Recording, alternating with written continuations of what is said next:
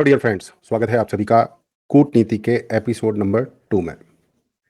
क्या आपने कभी सोचा है कि पूरी दुनिया की मिलिट्री और इकोनॉमिक मदद के बावजूद इजराइल आज तक ईरान को खुलकर नहीं हरा पाया? क्या ईरान वाकई इतना मजबूत है कि उसे हराना नामुमकिन है, या इसके पीछे कोई और गहरी जियोपॉलिटिकल चालें चल रही हैं? आज हम वीडियो में इस सवाल का जवाब देंगे और आपको बताएंगे कि क्यों इजराइल चाहे जितनी भी कोशिश कर ले, ईरान को हराना लगभग असंभव है। ये सिर्फ एक युद्ध की बात नहीं है, बल्कि एक बड़ा जियो पॉलिटिकल पावर स्ट्रगल है। इसमें डिप्लोमेसी, प्रॉक्सी वॉर्स और इकोनॉमिक वॉरफेयर जैसे पहलू शामिल हैं। तो वीडियो को अंत तक देखें। आज हम इस मुद्दे की हर परत खोलने वाले हैं। बात करेंगे इतिहास की और जियोपॉलिटिकल बैकग्राउंड की। इजराइल एक यूएस मिलिट्री बेस ऐसा है क्या? क्या इजराइल वाकई एक संप्रभु देश है, सॉवरन कंट्री है, या यह एक मिडिल ईस्ट में अमेरिका की एक चौकी है? कई विशेषज्ञ मानते हैं कि इजराइल की सर्वाइवल की गारंटी अमेरिका और नाटो की वजह से है। अगर अमेरिका का समर्थन खत्म हो जाए तो इजराइल का अस्तित्व बचाना मुश्किल हो जाएगा। 1979 का इरानियन रिवॉल्यूशन और इजराइल से दुश्मनी। ईरान और इजराइल के रिश्ते पहले ठीक हुआ करते थे, लेकिन 1979 में इस्लामिक क्रांति के बाद ईरान ने इजराइल को अपना दुश्मन घोषित कर दिया। तब से लेकर आज तक दोनों देशों के बीच शीत युद्ध जैसी स्थिति बनी हुई है। Proxy network. प्रॉक्सी वॉर का मतलब होता है कि दो देश सीधे युद्ध नहीं करते, बल्कि अपने समर्थकों प्रॉक्सीज के जरिए एक दूसरे को कमजोर करने की कोशिश करते हैं। ईरान ने हिजबुल्ला, हमास, हुतीज और कई अन्य गुटों को आर्थिक और सैन्य सहायता देकर अपनी पकड़ मजबूत कर रखी है। ये गुट सीधे इजराइल पर हमला नहीं करते, बल्कि इजराइल के दुश्मनों की मदद करके उसे कमजोर करने का काम भी करते हैं। अब बात करेंगे मिलिट्री स्ट्रेंथ और वॉरफेयर स्ट्रेटजी की। ईरान की एसिमेट्रिक वॉरफेयर स्ट्रेटजी। ईरान सीधा युद्ध नहीं लड़ता, बल्कि हाइब्रिड वॉरफेयर अपनाता है। इसमें पारंपरिक युद्ध के साथ साथ प्रॉक्सी वॉर्स, साइबर अटैक्स और गुरिल्ला टैक्टिक्स शामिल होते हैं, और ये इजराइल के लिए बहुत बड़ी चुनौती बन जाती है। 2006 हिजबुल्ला वॉर। हिजबुल्लाह ने 2006 में इजराइल की अजेय छवि को तोड़ दिया था। यही वजह है कि इजराइल अभी भी ईरान पर खुला हमला करने से बचता है। हिजबुल्लाह एक शिया मिलिटेंट ग्रुप है जिसे ईरान की पूरी सैन्य और आर्थिक मदद मिलती है। यह लेबनान में स्थित है और इजराइल की उत्तरी सीमा से लगातार उसकी सुरक्षा को चुनौती देता रहता है। Ballistic missile Arsenal.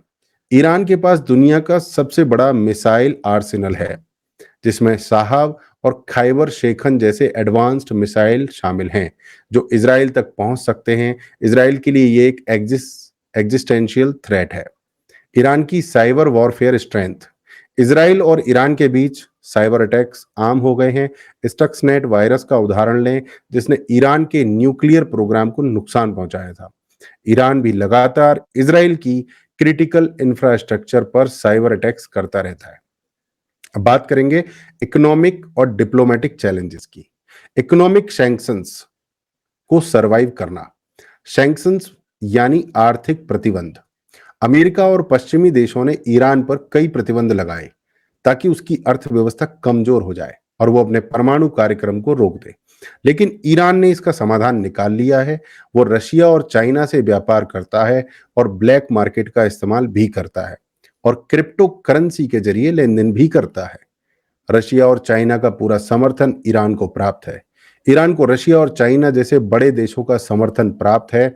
ये देश न सिर्फ हथियार और टेक्नोलॉजी सप्लाई करते हैं, बल्कि ईरान को डिप्लोमेटिक कवर भी देते हैं। जहां भी बात आएगी, वर्ल्ड लेवल पर रशिया और चाइना ईरान का साथ देते हुए पाए जाएंगे। मीडिया वॉरफेयर में ईरान की कमजोरी। ईरान अपनी ताकत को ग्लोबल मीडिया में सही से प्रोजेक्ट नहीं कर पाता, जबकि इजराइल और पश्चिमी मीडिया नैरेटिव कंट्रोल में बहुत आगे हैं।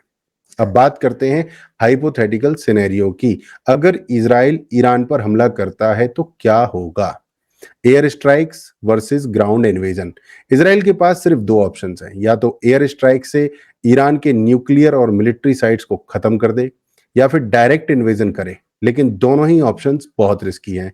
ईरान की जमीन पर हमला करना इसराइल के लिए लगभग नामुमकिन है, क्योंकि ईरान का भूगोल उसे एक प्राकृतिक सुरक्षा प्रदान करता है।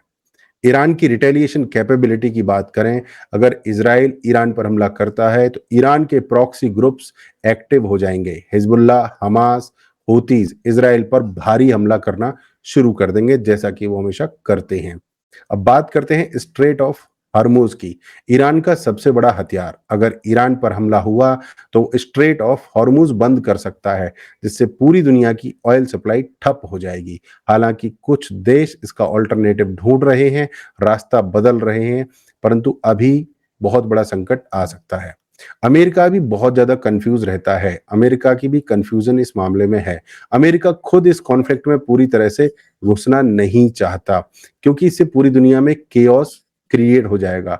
इसराइल को बिना यूएस मिलिट्री सपोर्ट के ईरान को हराना लगभग असंभव है। यानी अमेरिका इसराइल को सपोर्ट भी करेगा कि भाई आप ईरान पे अटैक करो, बट अमेरिका उतना सपोर्ट भी नहीं करेगा कि बहुत बड़ा युद्ध हो जाए। इसराइल के लिए बेस्ट पॉसिबल स्ट्रेटजी क्या हो सकती है? इसराइल के पास ईरान को हराने का सिर्फ एक ही तरीका है, वो है इंटरनल डीस्टेबलाइजेशन, यानी ईरान की अंदरूनी राजनीति और समाज को अस्थिर करना। लेकिन ये भी आसान नहीं है, क्योंकि ईरान की गवर्नमेंट ने हर एंटी रिजिम मूवमेंट को कुचलने की शक्ति विकसित कर ली है। भाई जब किसी के साथ बार बार कुछ होता है तो वो उसका इलाज ढूंढ ही लेता है, उसको बोलते हैं एंटीडोट।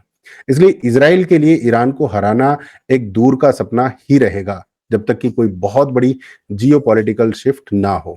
ये एक कोल्ड वॉर की तरह चलता रहेगा, जहां दोनों पक्ष एक दूसरे को कमजोर करने की कोशिश करेंगे, लेकिन फुल स्केल वॉर संभव नहीं होगा। अब आपकी बारी है, आपको क्या लगता है, क्या इसराइल कभी ईरान को हरा पाएगा या युद्ध सिर्फ प्रॉक्सीज और साइबर अटैक्स तक सीमित रहेगा? अपनी राय हमें कमेंट्स में बताएं। वीडियो को लाइक और शेयर करना ना भूलें। नमस्कार, जय हिंद, जय भारत।